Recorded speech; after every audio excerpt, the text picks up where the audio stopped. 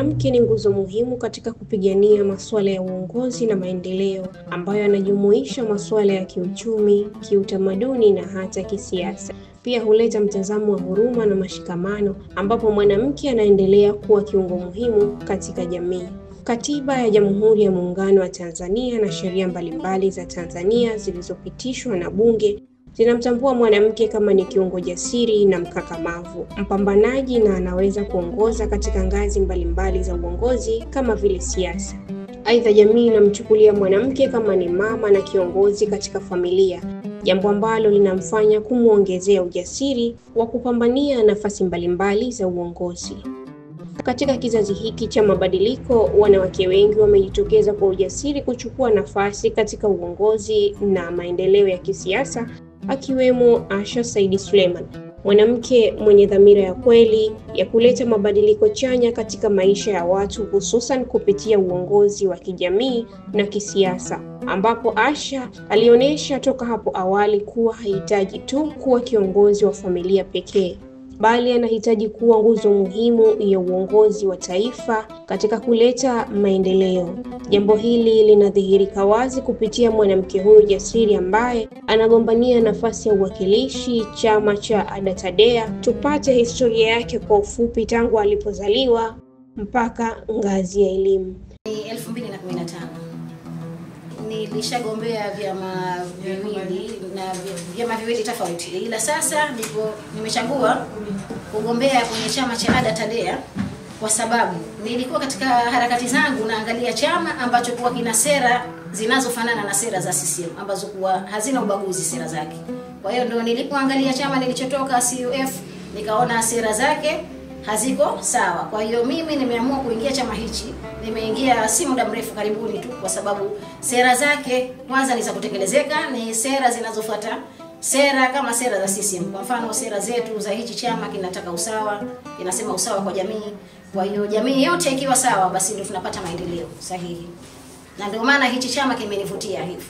Kwa sababu usawa wa jamii, jinsia zote tunakuwa tuko sawa, wanawake tunakuwa tuko sawa na wanaume tuko sawa. Hata kwenye ugombea basi wanatoa 50 kwa 50. Asha Said Suleiman ni mfano wa mwanamke aliyeinuka kutoka katika changamoto za maisha ya kawaida hadi kuwa sauti ya matumaini kwa jamii yake.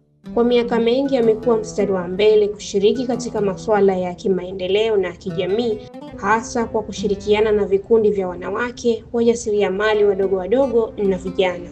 Naitwa Ibtisam Rashid Hamis, ni mkazi wa Mngogoni.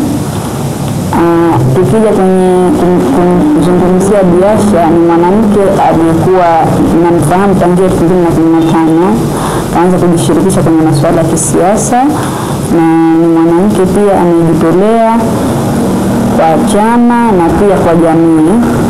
Ukiachana na hayo yote, pia ni mwanamke shupavu ambaye yupo tayari kujitoa kwa moyo wake wote kuweza kugombea na kuweza kuwatetea wanawake wengine, ukiachana na wanawake, wajane, wazee, vijana, kuweza kujiendesha jimbo hili la Mpambile.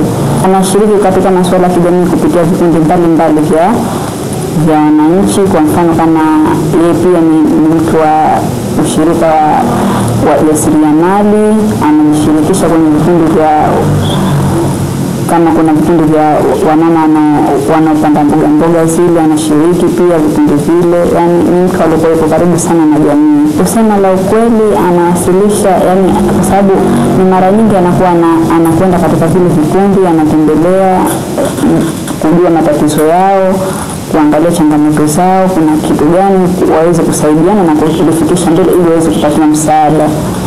Mimi ni Zainab Rahman Muhammad. Anapambana, anawasaidia wanawake.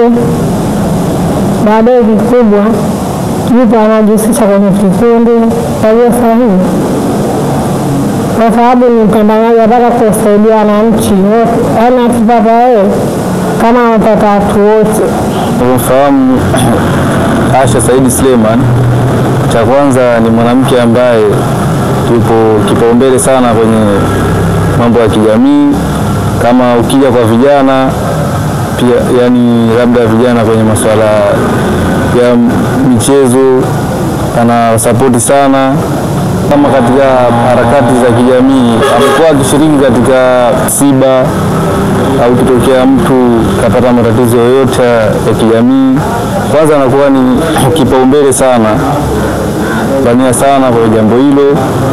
Pia katika masuala labda ya elimu au pia masuala ya watoto yatima, pia ni mwanamke ambaye anajitahidi sana kwenye hilo, anakuwa pia ipo kipaumbele sana, anatoa msaada pia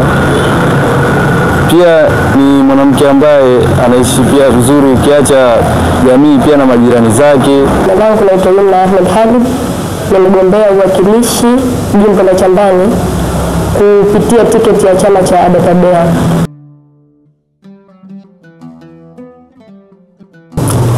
Bi Asha Said Suleiman ni mwanamke ambaye mimi amenihamasisha mpaka leo hii kuweza kuchukua nafasi hii na kuamua kuchukua nafasi hii ya kugombea uwakilishi. Ni kwamba nafahamu zamani sana, tangia mwaka 2015 alijihusisha katika masuala ya siasa, kugombea. Kwa hiyo licha kwamba hakubahatika, ila hakukata tamaa. Ilipofika mwaka 2020, uchaguzi wa mwaka 2020, pia aliamua tena kuchukua nafasi hiyo ya kugombea. Kitu ambacho mimi kimenifanya, kimenihamasisha na kwamba kutokukata kwake tamaa, amenihamasisha mimi leo hii niweze kuchukua nafasi hii ya kugombea pia, kwamba wanawake pia tunaweza. Kwa kugombea jimbo la Mtambile, Asha ameonyesha kwamba mwanamke ana uwezo na haki ya kushiriki katika maamuzi ya kisiasa, kutunga sera na kutumia rasilimali za kijamii kwa haki na uwazi. Wanawake kipindi chote tunakuwa tuko nyuma katika masuala ya uongozi, na sasa hivi kwa hii 2025 wanawake wengi tumeamka na hatutaki kuwekwa nyuma kwa suala hili la kugombea, na tupo wengi wanawake wabunge, wawakilishi, madiwani, na inshallah kwa uwezo wa Mwenyezi Mungu atupitishe na tufike katika sehemu husika salama. Mimi kwanza nataka niseme nimegombea jimbo la Mtambile kwa sababu hili jimbo halijawahi kusimamisha kiongozi mwanamke hata mara moja. Na sababu iliyopelekea mpaka kuingia katika harakati za kugombea, kwanza ni mwanamke ninayejiamini. Na hii ni mara yangu ya 3 kuingia katika harakati hizi za kugombea, na sikati tamaa. Ni mwanamke ambaye kwa sikati tamaa. Mwanzo nilipata kura 5 na nilifurahi kupata zile kura 5 kwa sababu si mzaliwa wa jimbo husika. Lakini mara ya pili nikapata kura karibu 50 na kitu, nasema 20. Nilipata kura nyingi na nikapata 4% ya kwa kutoka tume ya uchaguzi. Lakini nina imani tu kwa mwaka huu 2025 inshallah nitakuwa ni mwakilishi kamili na nitaingia kwenye baraza la uwakilishi na tamaa hiyo.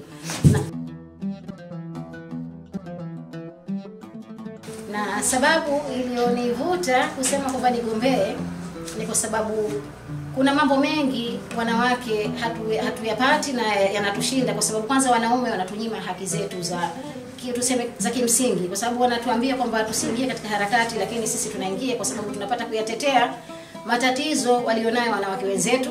Si wote wanawake kama tutaingia na tutapata hizi fursa za kuingia katika harakati za kugombea, lakini sisi ambao tumejitokeza, basi tunawaomba wanawake wenzetu watupe ushirikiano wa hali ya juu, watupe kura, watupe tuseme mashirikiano ya kila hali ili kufikia sehemu husika. Changamoto katika nafasi ya uongozi ni moja ya kikwazo kinachowakwamisha wanawake mbali katika kufikia malengo yao ya kuwa viongozi, ambapo miongoni mwa hizo ni mitazamo ya kijamii kuwa siasa ni ya mwanaume, ukosefu wa rasilimali za fedha kwa ajili ya kampeni, kupambana na mfumo dume ndani ya jamii na taasisi, ambapo yote hayo ni changamoto za wazi ambazo wanaendelea kupambana nazo hadi sasa. Wajasiri, wasiogope, kwa sababu kuna hata mmoja juzi alienda kuchukua fomu, basi hata pale tume kufika alikuwa anaogopa, hajiamini. Wawe na uthubutu wa kuweza kuchukua fomu au kuenda tume na kuingia katika hizi harakati, kwa sababu kama hujaingia utaona hali ni ngumu, lakini unapoingia inakuwa hali ni rahisi.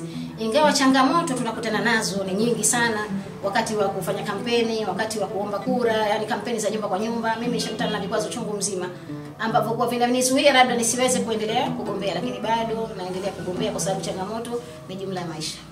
Ingawa bado wanawake wanaendelea kukumbana na changamoto, lakini licha ya hayo, Asha anaendelea kusimama imara akiwa na imani kwamba mwanamke anapopewa nafasi anaweza kufanya zaidi ya matarajio ya jamii. Vikwazo nilivyokutana navyo kwa sababu kampeni, kwanza sikuwa na pesa ya kufanya kampeni za majukwaa, lakini nilikuwa nafanya kampeni za nyumba kwa nyumba, na nilienda nyumba X nikaomba kura. Nilipoomba kura, akatoka baba fulani akaniambia kwamba kama unataka kura pita ndani nitakupa kura. Kwa hiyo mimi sikupita ndani, bali nikasema nitaenda nyumba nyingine kwa sababu labda yule hakuwa muelewa, na kwa sababu ni baba labda pengine alikuwa hapendi maendeleo ya mama. Kwa hiyo mimi nikajaribu kupita nyumba nyingine, na sikuwa labda na uoga ule wa kusema nisiendelee. Na hata sasa hivi najipanga pia na kampeni za nyumba kwa nyumba inshallah. Kwa mpaka sasa hilo tumewekewa kwenye mabano, hatujawahi kuambiwa kama tutapata hizo rasilimali fedha kufanya kampeni.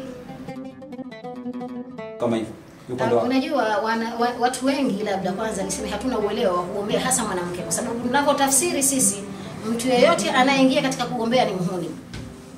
Lakini hakuna kitu chochote uhuni hata nyumbani unaweza kuufanya. Kwa hiyo mtu yeyote anayeingia kwenye siasa ni mtu anajihifadhi na anayejiamini, na hakuna tatizo lolote kabisa linalotokezea kwa jamii nyingine. Uhuni ukitaka mwenyewe tu hata nyumbani unafanya. Asha Said Suleiman ni mfano halisi ya mwanamke na kiongozi wa kizazi kipya ambaye ni jasiri, mkomavu na mwenye maono, aliyejitoa kwa ajili ya jamii yake. Kupitia uongozi wake anawaonesha wanawake wengi kuwa si tu wanaweza, bali wanapaswa kuwa sehemu ya maamuzi makubwa yanayoathiri maisha yao. Salim Kombo Feruzi ni mwenyekiti wa chama cha ADA TADEA mkoa wa Kusini Pemba, na pia ni mgombea uwakilishi wa jimbo la Chake Chake kwa tiketi ya ADA TADEA. Biasha Said Suleiman ambaye sasa hivi ni mwenyekiti wa jumuiya ya wanawake ya chama mkoa wa Kusini Pemba, lakini pia mgombea wa uwakilishi jimbo la Mtandile. Kwa ufahamu wangu namfahamu tokea mwaka 2014 wakati tulikuwa pamoja kwenye chama cha ACT Wazalendo, na kiongozi ni kwanza ni mzoefu katika siasa. Amekuwa kiongozi kwenye ACT Wazalendo na baadaye tukaondoka, lakini ndani ya chama cha ADA TADEA ni kiongozi wa ngazi ya mkoa katika nafasi ya wanawake. Ni mwanasiasa ambaye ana uwezo mkubwa sana wa kisiasa, na licha ya uongozi wa kisiasa pia ni mtu ambaye amepitia tasnia ya habari kwa kiasi fulani. Kwa hivyo ni kiongozi mzuri, ukichukulia nadhani kwamba mara nyingi viongozi wanaopitia tasnia ya siasa wanakuwa na uwezo mkubwa wa kisiasa, ya tasnia ya habari wanakuwa na uwezo mkubwa wa kisiasa. Kwa hiyo basi namfahamu vizuri, na nafikiri haya yanatokea leo hapa ni ushahidi kwamba mtu ambaye anayaweza masuala ya siasa na ana uzoefu katika uongozi. Sina mashaka na Yasha, na naamini kwamba katika jimbo la Mtandile basi wakimchagua atapata fursa nzuri sana ya kuwa kiongozi anayeelewa, ambaye ni mweledi katika masuala ya uongozi. Kwa hakika katika chama tumetoa nafasi kwa sababu wanawake wamepewa fursa ya kwanza kuchukua fomu bure katika uongozi. Wanaume walitakiwa walipie, lakini wanawake ili tuweze kufikia ile kiwango. Na wanawake wamechangamkia sana hii fursa kwa sababu chama chetu kina wagombea wengi wanawake. Nadhani katika vyama vyote vya siasa TADEA ndio inaongoza kwa wagombea wengi wanawake, kwa sababu wamepewa fursa ya kuchukua fomu bila ya gharama, na wao hiyo nafasi wamechangamkia sana. Mimi nafikiri ni nafasi hizi kama hizi hazichagui mtu. Kwa hivyo wanawake wajitokeze, wajiamini, kwa sababu masuala ya uongozi yanahitaji nia, na wao pia wawe na nia, wasijiweke nyuma. Ni vizuri wakachukua nafasi katika majimbo, wasitegemee za viti maalum au za kuteuliwa. Mwanamke anayechukua nafasi kwenye jimbo basi anaonekana ni jasiri zaidi na mkomavu zaidi kuliko anayesubiri ya viti maalum au ya kuteuliwa rais. Kwa hivyo nadhani wanawake fursa nayo bado ya kutafuta uongozi katika mazingira kama haya, ili waweze kuonesha uwezo wao, kwa sababu kama mnavyosema sasa hivi wanawake wanaweza.